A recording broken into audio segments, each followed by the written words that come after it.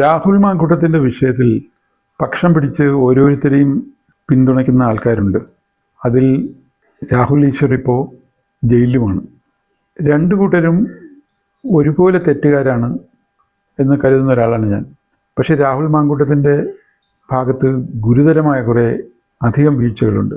ഒന്ന്, ഗർഭിണിയായ ഒരു പെൺകുട്ടി വിളിച്ച് അവളുടെ പ്രഗ്നൻസിയുടെ ബുദ്ധിമുട്ടുകൾ പറയുമ്പോൾ എത്ര ക്രൂരമായി മനുഷ്യത്വമില്ലാതെയാണ് ആ പ്രഗ്നൻസിക്ക് കാരണക്കാരനായ വ്യക്തി സംസാരിക്കുന്നത് എന്നത് മനുഷ്യത്വം അവശേഷിക്കുന്ന ഓരോ വ്യക്തികളെയും അത്ഭുതപ്പെടുത്തുന്നതാണ്.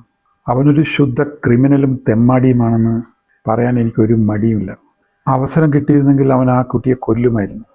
ഇത്രയും വലിയൊരു തിന്മയെ, ഒരു ക്രിമിനലിന് വളരാനും സംസ്ഥാന നിയമസഭയിൽ അംഗമാകാനും കഴിയുന്ന വിധം മലിനമാണ് നമ്മുടെ രാഷ്ട്രീയം എന്നത് നമ്മളെ ഓരോരുത്തരെയും അത്ഭുതപ്പെടുത്തും.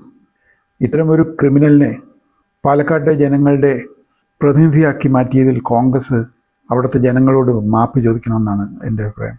ഇനി എത്ര എണ്ണം ഇതുപോലെ പിടിക്കപ്പെടാതെ നമുക്കൊന്നും അറിയാതെ നമ്മുടെ നേതാക്കളായി വിലസുന്നുണ്ടാകും? ജനങ്ങളുടെ പ്രതിനിധികളായി എംപിയും MLAയും ആകുന്നവർ അവർക്ക് വോട്ട് ചെയ്ത ജനങ്ങൾക്ക് അപമാനമാവാതെ വാക്കിലും പ്രവൃത്തിയിലും തനിക്ക് വോട്ട് ചെയ്തവരുടെ അഭിമാനം സംരക്ഷിക്കുന്ന വിധത്തിൽ പ്രവർത്തിക്കുന്ന രാഷ്ട്രീയ നേതാക്കൾ എന്നെങ്കിലും നമുക്കുണ്ടാകും. രാഹുൽ മാങ്കൂട്ടത്തിനെ പാലക്കാട് സ്ഥാനാർത്ഥിയാക്കാൻ വേണ്ടി വാശി പിടിച്ചതും അത് നടപ്പാക്കിയെടുത്തതും ഷാഫി എന്ന് പറയുന്ന MP ആണ്. അന്ന് രാഹുൽ സ്ഥാനാർത്ഥിയാകുമ്പോഴും അദ്ദേഹം വിജയിക്കുമ്പോഴും അത് ഷാഫിയുടെ വിജയമായിട്ട് കൂടിയാണ് ആഘോഷിച്ചത്. അതുകൊണ്ട് കേരളത്തോടും പ്രത്യേകിച്ച് പാലക്കാട്ടെ ജനങ്ങളോടും മാപ്പ് പറയാനുള്ള ബാധ്യത ഷാഫിക്കുമുണ്ട്.